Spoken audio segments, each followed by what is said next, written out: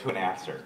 And here's, I'll take you through it this way, because Ron and I have been talking about this for ages and trying to get this going, and you know, we don't completely own the property. There are business people involved and studios and that kind of thing. But just creatively, I have been working on the screenplay for a long time and found that as time went by, there was just so much more to the story. In fact, where everyone's been for 5 years became a big part of the story. Mm-hmm. So in working on the screenplay, I found even if I just gave 5 minutes per character to that backstory, we were halfway through the movie before the characters got together. And that kind of gave birth to this thing that we've now been pursuing for a while, and we're kind of going public with a little bit.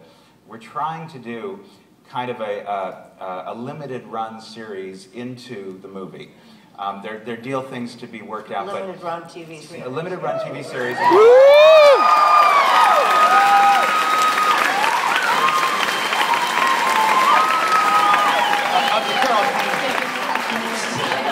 The thing Michael did with Carol Kane. That's what. But the idea is it's a very unconventional approach to it, because we're basically hoping to do 9 or 10 episodes with almost one character per episode, where like the first episode will just be Buster. Yes. You know, we're kind of picturing like well, the latest joke we have is that, you know, it's Cambridge, Massachusetts, and there's all these scientists in lab coats and they're waiting for somebody. Buster comes through the doors in a white lab coat. You know, let's begin. And they say, "Oh no, you don't get to wear the lab coat. We're experimenting on it." This is what taking that lab coat off will look like. And we go through his life, and we meet the people in his life, and maybe he goes to see his therapist, who's been, you know, he's getting a good rate on because it's Tobias, and he lost his license. So we can do crossovers and things like that, but it's an unusual style of show, I think, and we get him to a certain point of peril in his life, and then maybe we jump over to, you know, maybe, and she's living with Cornel West. But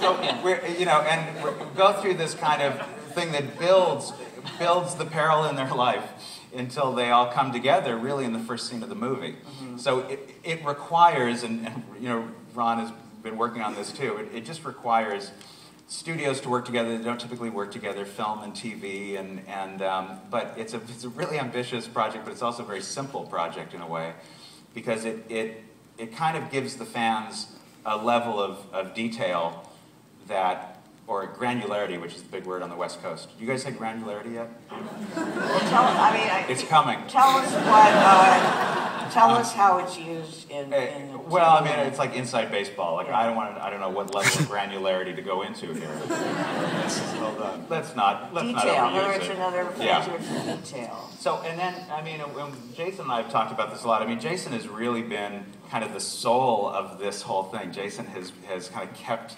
this alive, really, and been the champion of this thing creatively. And I mean, I'm really grateful for that, because I think we're now onto something really good. But, you know, I'm halfway through the screenplay.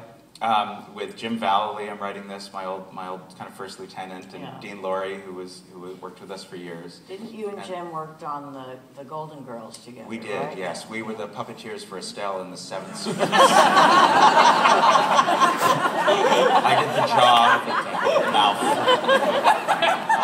That's just wrong. Jim just did the handbag. He came on just as the handbag.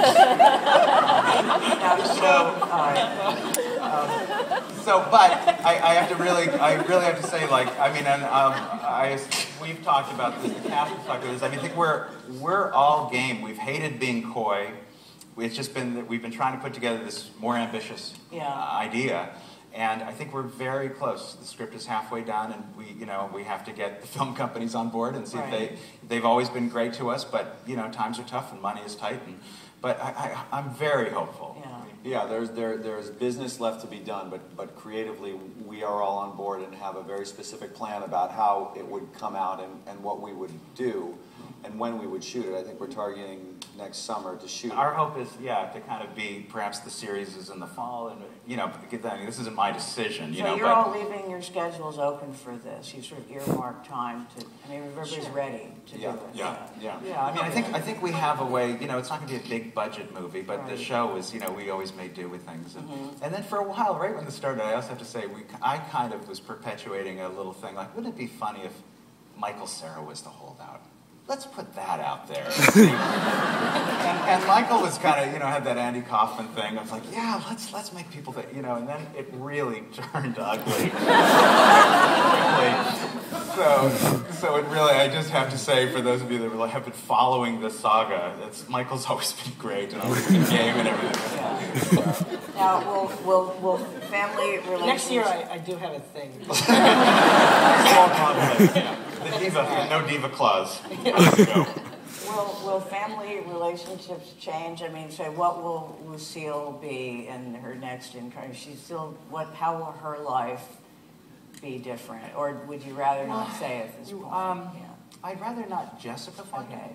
Yeah. No, I think we're we're gonna keep some of the details kind of quiet for now, just for the fun of it. Yeah. But I will give you this spoiler alert. They fuck everything up. No, really? Yeah. They say, I made a huge mistake. I don't think that it is giving away too much to say that as you alluded to, I think earlier, Nancy, that the very last line of the last episode was Ron saying to Maybe, as she was pitching the idea of a television show about her family, Ron saying, I don't think anyone would ever watch that. Yeah. But maybe a movie. And then it went to black. Yeah. So. Which, by the way, just to be honest... Jesus Christ! It's the voice of God. I thought it was... I was just completely patronizing Mitch. I just thought, oh, come on. Okay, I'll say it. I know. Well, it was kind of a masterstroke to make the most powerful director in Hollywood say maybe this is a movie. Because he's still an actor. He'll just read it. He'll just say it.